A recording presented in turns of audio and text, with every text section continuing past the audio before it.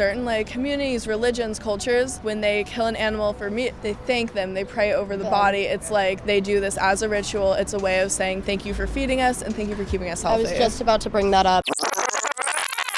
Today I'm at Harvard University interviewing people about belief perseverance. When people have a certain belief and they're presented with evidence that contradicts that belief, they're more likely to double down on their original belief than to change their minds. Today we're going to be presenting meat eaters with vegan arguments, and we're going to see if they double down on their original beliefs or if they change their mind and go vegan. So do you think you guys are likely to change your minds on issues, or would you fall into the majority of people who don't? I think it depends on the issue. Depends how deeply held the belief is. I like to think I'm open-minded, and if there's a convincing argument, I may or may not change my opinion, but I'd certainly change my outlook. I think specifically in like political issues, a lot of people, when they stick to their specific belief system and they don't really listen to evidence from the other side. I really changed my political belief like as soon as I was able to vote. I kind of followed what my parents were thinking and everything. And then as soon as I was like, okay, I can vote this year, like it was an election year, I really looked into it and I was like, never mind, like we're changing this all around now. I'd say the exact same thing. Do you think it's good to be more open-minded? Absolutely. Yes. Why do you think it is psychologically hard for people to change their minds? I think people are afraid. I think admitting that someone else is right is just like a really like fundamental like human flaw that we have. Like we just want to be right all the time, and that when it seems like someone else is right, we just tend to double down, like you said. So for me, that belief was, I thought that eating animal products like meat and dairy, I thought that was good. Now I think it's not only bad, but one of the more urgent issues in the world today. So on a scale of 1 to 10, 1 being meat and dairy consumption not a problem, to 10 being that it's bad, where would you currently put yourself? 1? Probably a 6. We've both been through phases where we've been vegetarian and vegan. Currently, I am eating meat and dairy. You are eating some meat and some dairy? Very little meat. My preference would be to be completely vegan. I think I put myself somewhere around the 3-ish. I think that a lot of processing issues and animal cruelty is definitely an issue, but I don't think that eating meat specifically is an issue for me personally. Yeah, probably the same. I haven't like researched or heard a lot of information about that. I would say we're probably like 7 to 8 because like it is important. Like some people can't get the nutrition from just like vegan products and everything, but also like the emissions and everything that are put out just from farming, the amount of water that's used to like feed the animals is so big. And it's really like going into climate change as well and just affecting a lot of our world. From my point of view, I would say a 5 or 6. I unfortunately have a lot of allergies that do not let my diet go vegan. However, like you said, there's a lot of water consumption, there's a lot of unfairness in the way that animals are treated. If you know about the Fairlife scandal, if you've seen those videos, things definitely need to change. Do you think it's like an urgent issue, or do you think it's kind of not? The scientific evidence says that the whole process of farming meat is really detrimental to the planet. I mean, you can't argue with the evidence. And it's not just the methane from cow farts. It's, the whole process, day one all the way to the slaughtering and everything else. And the processing and everything. Even the way the workers are treated, it's exploitive to the workers, the animals. It's really a pretty dirty industry. I'm over 50 years old, just eating meat and dairy products my whole life. And I actually try to avoid any TV shows or anyone talking about how bad meat is and everything like that. I mean, I figure I'm kind of closer to the end of my life than the beginning anyway, and I don't want to change that. I enjoy meat. So one of the interesting things about that is when that came out, I was kind of thinking, that's an exception to the rule. Like most farms are probably not bad, but that was a bad farm. So do you think behavior like that systematic animal abuse, do you think that is the rule or the exception to the rule? I feel like it happens in some sort of form in everything, as well as you want to treat the animals. I feel like if you're having them grow up for this specific purpose, not letting them live like this full life, it's not like a home farm, there's gonna be that form of animal abuse. The first thing for me was actually getting a dog, and forming like a personal connection with an animal. What's your relationship with animals like? I love animals, cats and dogs, I love them. I have a few cats at home and I love them as part of the family. I think it's definitely like looking at them as unique individuals as well. It's an important thing to do. Do you think that animals are individuals with their own personalities? Yes, absolutely. Can they suffer and feel pain? Yes, I wish they could speak every once in a while to say, yes, I do. I believe that. I agree with everything that she said, and I think it also gives people more reason to support their local farmers, not just for that, but also for the local economy as well. I'm glad you brought up this kind of local thing because a lot of people tell me, local farms are okay. I'm curious, do you think locality has anything to do with morality? For example, if I robbed my neighbor and I robbed someone in a different city, is there a moral difference because one is local? Not necessarily. I feel like with the majority of local farms, they're a lot smaller and they're under more of a microscope because their operations are more day-to-day, they're outside. Then again, you don't know, but in a general sense, I feel like it's a lot more transparent. So I like to go in and think the best in everybody, but you do never know. So that does bring up a good point. The second thing for me was health and nutrition. I thought that you had to eat animal products to survive and thrive. Do you think that? No. I'm sure there's maybe a healthier diet, avoiding meat and avoiding a lot of things. There are plenty of vegan, vegetarian people that get like things that you might typically get from animal products like protein, but you can get it from a variety of plant-based sources too. The meat industry puts local and humane on their labels. Do you think that we can trust those labels? I don't really think so because USDA and FDA, they both are government organizations, and it's been very, very clear that the FDA especially does not have the citizens' best interests at heart. It's ridiculous. When you go to the grocery store and the labels say it's humane or local, do you believe those? Aged or absolutely not. Okay. No. Okay. I don't believe anything that someone's trying to sell something. I don't believe in any of that. Do you think there's a humane way to kill an animal? I think that there is a humane way to kill an animal. What would that look like? I think, when you have homesteading, for example, those people who, they really live off of their land and they raise their livestock and then they, kill it themselves. It's not coming from a factory farm where it's done by machine. They're living in a very, intentional way, and they understand what goes into raising, an animal for meat, and then also, the, moral dilemma of killing that animal and then consuming it. If you're okay to raise an animal and kill it, then I think that's relatively humane. Do you think there's a humane way to kill an animal? Don't make them suffer. If you're gonna kill an animal, kill it. Don't beat them. We've seen videos of animals just being beaten and corralled. Do you know what humane means? What the definition of the word is? I don't know the actual definition, off the top of my head. That's an interesting question. I would say that I think that humane killing's an oxymoron, like military intelligence and jumbo shrimp and the list goes on and on. But that's interesting. I have not actually thought about the real definition of humane. What is it? The definition is compassionate or benevolent. Do you think you can compassionately kill an animal who doesn't want to die? I think if you give it a good life, and I want to add on to make sure you're feeding it correctly and things that are going to support it, not just the crop that they put into animal feed, because that also comes back to us. So if you're going to raise an animal to be consumed, make sure it's having a good life, because then in a way, in a selfish way, it does come back to you. So can you compassionately kill an animal who doesn't want to die, or would that be kind of like you said, an oxymoron? I think it's an oxymoron, but then you read about Native American cultures where they honored the animals that they killed. Is that compassionate? I think the difference for me there would be necessity, right? So there are some cultures that need to consume animals in order to survive, and you could morally justify it then. Whether or not it's humane, I think, would be a different question. Let's say it is a small, local farm where the animal is raised and the animal is happy. Do you think it's worse to kill a happy animal or a sad animal? I think that's where it cycles back around to intent, just because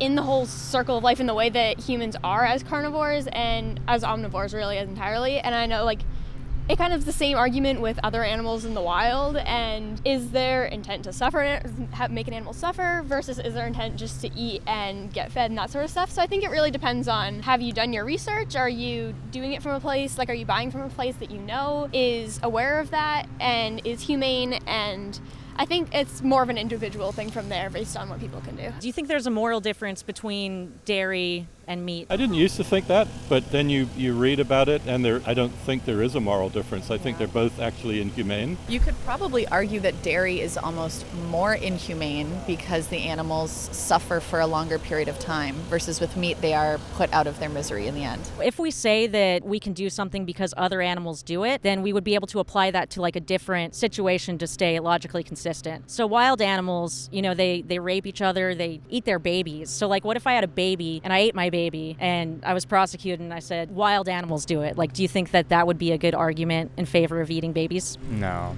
Okay. No. Again, I Yeah. do think we have a very different legal system than wild animals in that case. The enjoyment of meat or the taste of meat, I really, really enjoyed the products, so I didn't want to give them up. You said that's true for you as well? Yes. Oh, yeah. Yes, and I do. I try to avoid, I enjoy meat, and I know where meat comes from, and I'm sure I know those, just like cats and dogs, have feelings, and I wouldn't go out and hunt or anything and kill an animal because I know I wouldn't eat it. So, yeah, I don't know if I'd change my mind on eating meat. Do you think that taste would be kind of the main reason that you eat these products? Because that was true for me. I think for most people it would be with taste. I think a lot of it does sometimes have to do with like cultural aspects, and if that's part of someone's cultural dishes or something with that, I think that would play a big part in it. Have you ever tried any like plant-based meats like Impossible or Beyond? I haven't in the past, and I actually have avoided trying any of that, but I certainly would. I would certainly try it just to be open-minded. And, I wouldn't think that I would like it, just eating meat for so long. But yeah, I would try it for sure. Do you think the taste pleasure you get, does that justify putting a cow through suffering? I think it really depends. It just depends on like what your perspective is. It depends on how, like I said, like it depends on how you really value, like say protein versus, some people they're able to digest it more. Like for me, I can get the protein from beans, but my body digests meat better, and that might not be the same for some people. I think as long as you are very conscious of how you're consuming and you're not eating say burgers every single day, and you're aware that it does make an impact, I think it's okay, because people who are aware of it tend to do less of it. Even if it didn't taste quite as good, do you think that justifies putting animals through suffering? No, absolutely not. Food is a huge I was culture just gonna bring that in up. every single community. Like even just American culture, it's like we got this. Like, and then you go to other countries. I was thinking about this earlier when you were talking about it. So for like humane killing, certain like communities, religions, cultures, it's like when they kill an animal for meat, they thank them, they pray over the body. It's like they do this as a ritual. It's a way of saying thank you for feeding us and thank you for keeping us healthy. I was just about to bring that up. I think it's almost a lot to completely eradicate it. It's almost kind of shunning one culture for another, and I think that all cultures need to be respected. Do you think because something is a part of culture, does that justify it? I think it does sometimes. I think it depends for everyone individually, but I think there are some things that are part of families' traditions or people's cultural heritage that really do impact people, and that can sometimes have a higher priority for some people than new issues like veganism and like vegetarianism. There are definitely, some cultures where they need to eat animal products to survive, like indigenous. I would say that, that can be morally justified for sure. But if we say that this is okay because it's cultural, then we also have to say that other things are okay because they're cultural. So like female genital mutilation is a cultural practice. Is that okay because it's an important part of their culture? No. No.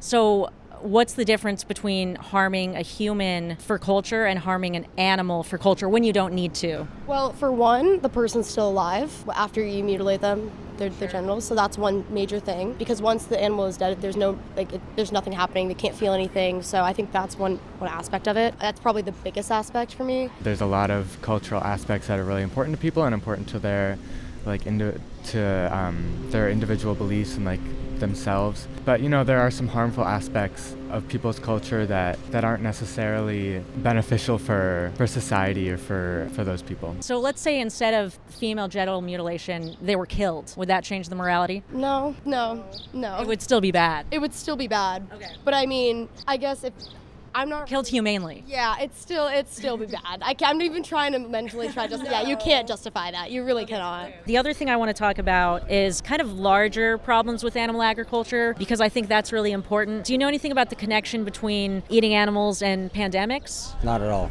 It's interesting, but 75% of new diseases jump from animals to humans, and we just lived through COVID. Did you like being in a pandemic? Not at all. I don't think anyone did. Not at all. Since you used golden rule humane, let's say I thanked you and killed you and ate you, would that be okay? If you needed to. If I needed to. What if I didn't need to? Then you're a cannibal, because I don't think it's okay for anyone to be eating their own species. I think that's, I think I frown upon it when I've seen videos of pigs being fed pig. I think it makes me vomit. So any species eating their own species, no, there's no humane way to do that. Scientists have said that if you wanted to create a pandemic, the best thing to do would be to design factory farms, because these animals are kept in conditions, they're sick, bad conditions, they're sick, and diseases can spread very quickly and also jump to humans. And then, we didn't do a very good job with containing the virus. So if we get one that's more fatal, that could be a big problem. Do you find that compelling at all? Just when you mentioned that, it just made me think back. It might have been around 25, 30 years ago that I think it was called hoof and mouth disease, and that didn't discourage me one bit. Killing and eating someone is okay as long as it's a different species. What do you, like? I'm talking about not like human. Like, are you talking about like if I eat like a? Let's say an alien species landed and they were just as smart as humans, just as intelligent, like us in almost every way, but they were a different species. Could I kill them and eat them? If they're a threat to you. And No. I mean, with Animal Planet, it's like that's literally what happens with every other entire species. food chain, That is the how they entire food survive, and it's a meat based for the most part, like with carnivores and stuff. Yeah. But they're not sitting there killing like the same like species for the most part. There's like, I don't know. I feel like that goes like to primal. No matter what I say or whatever I do is not going to change absolutely anything, and that goes to even voting. I don't believe how I feel or think is going to change absolutely anything. If you did go vegan, would it make a difference? I mean, obviously one individual going vegan isn't going to make a huge difference, but being a part of a movement that would like change, where like a majority of society were to go plant-based, I think that would definitely make an impact. I think that's true for anything, that Yeah. being part of a movement and being aware of that helps fuel change a lot more than just one isolated incident. Every person going vegan can save between 30 to 600 animals every year. So let's say kind of on the lower end, it's 100 animals. If you looked out and you saw 100 animals and you knew that they wouldn't be abused because of you, do you think that would be a big difference? Yes, it would. You put yourself at like a 6 before the interview, you were like a 8, so pretty high already. Where do you guys think you are now? At least a 7. Okay. It's mostly just because like I said, I really do need meat in my diet, and luckily I actually was referred to a nutritionist through my doctor who did know more about it, so it wasn't just like my typical primary care. I've been working with a nutritionist probably for about 6 months now. I'm gonna stay at an 8. I think there's definitely like a lot that needs to be changed. And I think like a more plant-based community would be really beneficial for everybody, but also like don't completely cut it out. So I asked you kind of where you were on that scale from 1 to 10 at the beginning. You said a 1. Where would you put yourself now? I would say up a couple of notches or so. Like this fall, I'll have the opportunity to try vegan, vegetarian meals that are made where I work.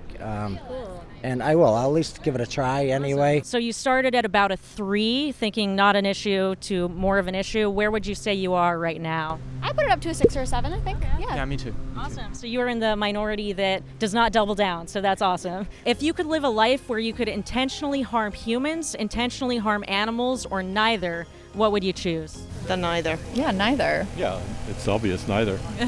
You have that choice every day, every time you eat. Thank you for watching today. If you like this video, please hit that like button. If you really like this video, please share it and consider becoming a patron. If you do join my Patreon, you get cool benefits like early access, behind the scenes videos, and the best part, every month we donate to an animal rights organization and you get to vote to decide who we donate to. Last month we gave $67 to Animal Rebellion. Special thanks to my morally superior patrons, Amy, Andy, Deepak, Rebecca, and Steven.